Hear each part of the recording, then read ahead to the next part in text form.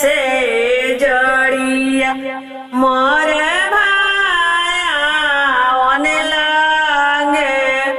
गंगा बने हंसवा हंसिनिया जमुना बने नारियल हो हे भाभी वृंदावनवा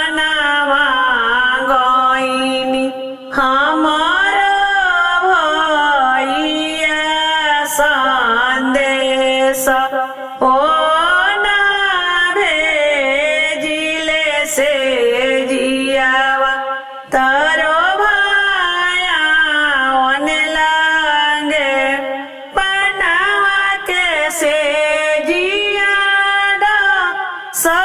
सहियात फूल छिता रहियानु हो हे भाभी अधेराती हमारा के बोलइहा से जियावा तोरो सावन लगी है जही मोहे आम फल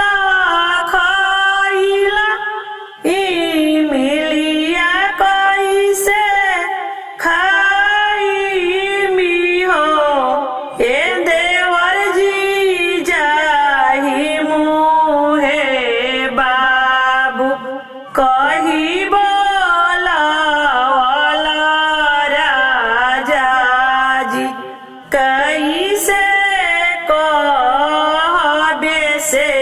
जियावा कैसे सोवामी हे देवर जी जाई मोहे बाबू कही बोला राजा जी कैसे कहबे से जियावा कैसे सो